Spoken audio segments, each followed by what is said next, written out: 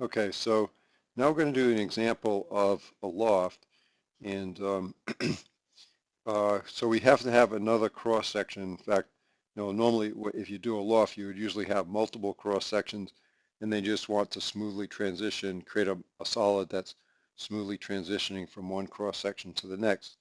But we're just going to, keep this simple. We'll just create one other cross section and do a loft between those two. And if you've never used SOLIDWORKS before, I'm not expecting that you follow everything exactly, or understand everything exactly that I'm doing right now. I'm just trying to give you an idea of the way that parts can be created and the power of the software. So we're going to create, every part, of course, comes with these three work planes already, right? And so what we want to do right now is create a new work plane. So I'm going to click on plane here, and the first plane I want to make this just so I click the front plane. You can see what it did. It offset. It has an offset there looking for, it's saying, well, you picked that plane. We already have that plane, so you must want something that's offset from that plane. So I'm going to go ahead and just put in, let me put in 5 inches. So in other words, I just move that out and we'll accept that. So now we have a work plane that's parallel to the front plane, right? There's the front plane. So this plane is parallel to the front plane but moved out 5 inches. And now what I'd like to do is put a sketch plane. So I'm going to pick this and put a sketch plane on that work plane. And then I'm going to project this shape, this airfoil shape, onto this plane. So to do that, I'm just going to right click on it and say select chain, and then I'm going to hit this button which says convert entities. Okay, so what we just did is projected that shape onto this plane out here. And now that I have this plane, this out here, I want to make it 1/4 scale and scale about the center. And so I'm going to create a linearly tapered wing. And so if I right click on that and say select chain, so I grabbed that whole shape, and then if that I can come over to here and let's see, fly that out.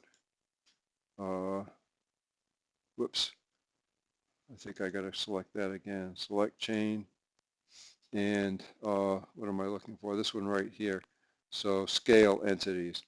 And now notice it says scale about. So I could scale about the front or the back or some other point. And if I move along here and see that little button lights up, that's the midpoint. That's the exact middle point. And that's what I want to scale about. And I'll just make the scale factor 0.25 to make it 1/4 scale. Okay? And accept that. So now I have a 1/4 scale airfoil, 0015 airfoil shape. And now I'm ready to do the loft. Okay, and I'm just going to turn the visibility off on that plane. I don't need to see that anymore.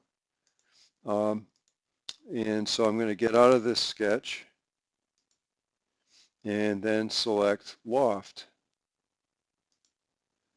Okay, and I'll select that point right there and just select this one up here. And that did some strange stuff there. So I'm going to, sometimes you have to be careful. It might fold, it lined up that point with that point and this point with this point. So let's try again. I'm just going to cancel out of that and try again. Loft. And maybe this time I'll just try to grab like that end over here and this end over here. That worked that time, so we'll accept that one. Okay. And so now we have this linearly tapered section of a wing, but suppose I want to mirror that so I have the same thing on the other side. So I can just use the mirror command, which is over here, and I'm going to select bodies. I'm going to select this body, and then the mirror face will just be that face right there. Okay, and so now I have, let's look at this from the right side, for instance. Well, let's look at it from the front. All right, so now you can see we have